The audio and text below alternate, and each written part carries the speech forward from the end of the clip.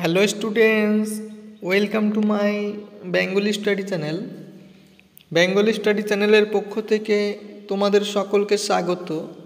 প্রিয় একাদশ শ্রেণীর শিক্ষার্থী বন্ধুরা, আজকের অনলাইন ক্লাসে আমি তোমাদের জন্য রাষ্ট্রবিজ্ঞানের লাস্ট মিনিট ফাইনাল সাজেশন নিয়ে উপস্থিত হয়েছি। কারণ তোমাদের যেহেতু পরীক্ষার আর দেরি নেই, সেই কথা মাথায় রেখে আজ আমি তোমাদের সামনে রাষ্ট্রবিজ্ঞান থেকে 8 মার্কের মাত্র হাতে গোনা কয়েকটি প্রশ্ন বলবো। সেই প্রশ্নগুলি যদি তোমরা এখন থেকে ভালো করে প্রিপারেশান নাও, তাহলে তোমরা পরীক্ষায় 100% গ্যারান্টি প্রত্যেকটি প্রশ্নই তোমরা এখান থেকে কমন পেয়ে যাবে। কারণ তোমাদের রাষ্ট্রবিজ্ঞানে মোট 8টি প্রশ্ন পরীক্ষা আসে, তার মধ্যে লিখতে হয় 5টি। তো আমি মাত্র হাতে গোনা কয়েকটি প্রশ্ন তোমাদের শেয়ার করব। এই প্রশ্নগুলি যদি তোমরা এখন থেকে ভালোভাবে স্টাডি করো, ভালো করে পড়াশোনা করো, তাহলে তোমরা প্রত্যেকটি প্রশ্নই আমি গ্যারান্টি সহকারে তোমাদের চ্যালেঞ্জ সহকারে বলছি, প্রত্যেকটি প্রশ্নই তোমরা এখান থেকে কমন পেয়ে যাবে। তাই আলোচনা শুরু করার পূর্বেই তোমরা যারা নতুন আমার এই চ্যানেলে ভিডিও দেখছো, তারা অবশ্যই আমার এই চ্যানেলটিকে সাবস্ক্রাইব করবে এবং পাশে থাকা বেল আইকন বেলটি প্রেস করে অল নোটিফিকেশন অন করে দেবে, যাতে করে আমার ভিডিও ছাড়ার সঙ্গে সঙ্গে সবার আগে তোমাদের কাছে পৌঁছে যায়। তাই দেরি না করে চলো শুরু করি আজকের মূল আলোচনা। দেখো, রাষ্ট্রবিজ্ঞানের প্রথম চ্যাপ্টার থেকে তোমাদের মাত্র একটি প্রশ্ন রেখেছি। সেই একটি প্রশ্ন এবছরের জন্য খুবই গুরুত্বপূর্ণ। সেই প্রশ্নটি হলো, রাষ্ট্রবিজ্ঞানের রাষ্ট্রকেন্দ্রিক ও রাষ্ট্রনিরপেক্ষ সংজ্ঞাগুলি আলোচনা করো। দেখো, 3টে স্টার চিহ্নিত যেগুলি রয়েছে সেগুলি এই বছরের জন্য সর্বাধিক বিশেষ বিশেষ গুরুত্বপূর্ণ প্রশ্ন তোমাদের জন্য। মানে এই প্রশ্নগুলি তোমরা সব মনে রাখবা, খুবই ইম্পর্টেন্ট প্রশ্ন 2024 সালের জন্য। এবারে চ্যাপ্টার 2 নাম্বার চ্যাপ্টার থেকে তোমাদের মাত্র 3টি প্রশ্ন রেখেছি। সেই প্রশ্নগুলি তোমরা দেখে নাও। 1 নাম্বার, রাষ্ট্রবিজ্ঞানের সংজ্ঞা ও বৈশিষ্ট্য আলোচনা করো। বিশেষ বিশেষ গুরুত্বপূর্ণ প্রশ্ন এই বছরের জন্য। পরের প্রশ্ন 2 নাম্বার, রাষ্ট্রের উৎপত্তি সম্পর্কে ঐতিহাসিক মতবাদ বা বিবর্তনমূলক মতবাদ লেখো। এই যে ঐতিহাসিক মতবাদ বা বিবর্তনমূলক মতবাদ, এই বিবর্তনমূলক মতবাদটি তোমাদের এই বছরের জন্য খুবই গুরুত্বপূর্ণ। ধরে নয় এটি পরীক্ষায় চলে এসেছে তোমাদের জন্য। পরের প্রশ্ন 3 নম্বর, রাষ্ট্র ও সরকারের মধ্যে পার্থক্য লেখো। প্রথম দুটি প্রশ্ন এই চ্যাপ্টার সব থেকে গুরুত্বপূর্ণ এবং পরের প্রশ্নটি একটু কম গুরুত্বপূর্ণ। আমি আশা করি প্রথম দুটি পড়লেই তোমরা একটি প্রশ্ন এখান থেকে অনায়াসে পেয়ে যাবে। এবার 3 নম্বর চ্যাপ্টার থেকে তোমাদের আমি কোনো প্রশ্ন দিইনি, কারণ 3 নম্বর চ্যাপ্টার থেকে অত ইম্পর্টেন্ট নয়। 4 নম্বর চ্যাপ্টার থেকে যে প্রশ্নগুলি দিয়েছি সেগুলো তোমরা একবার দেখে নাও। 1 নম্বর, স্বাধীনতার সংজ্ঞা দাও, এর প্রকারভেদ আলোচনা করো।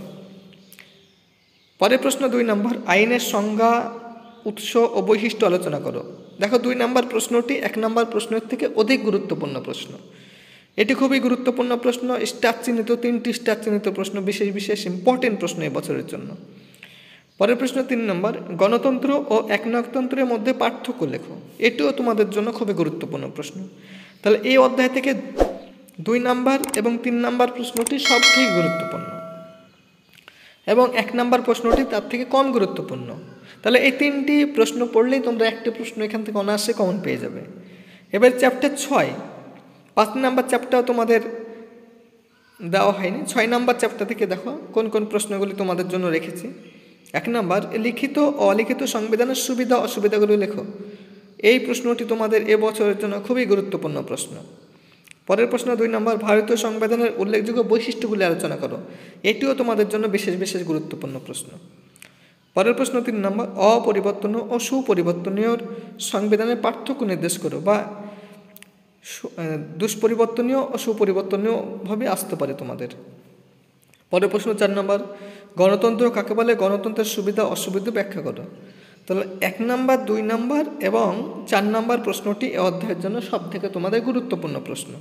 এই কটি পড়ে তাহলে তোমরা এখান থেকে একটি প্রশ্ন অনায়াসে কমন পেয়ে যাবে। এবারে 7 নম্বর অধ্যায়। 7 নম্বর অধ্যায় থেকে যে কটি প্রশ্ন রেখেছি সেগুলি তোমরা একে একে দেখে নাও। 1 নম্বর, এককেন্দ্রিক ও যুক্তরাষ্ট্র সরকারের মধ্যে পার্থক্য আলোচনা করো। খুবই গুরুত্বপূর্ণ প্রশ্ন এবছরের জন্য। পরের প্রশ্ন 2 নম্বর, যুক্তরাষ্ট্র সরকার কাকে বলে, বৈশিষ্ট্য লেখো। এই প্রশ্নটিও তোমাদের এবছরের জন্য খুবই গুরুত্বপূর্ণ। 3 নম্বর, যুক্তরাষ্ট্রের প্রকৃতি বর্ণনা করো, অথবা ভারতীয় সংসদীয় ব্যবস্থার প্রকৃতি বর্ণনা করো।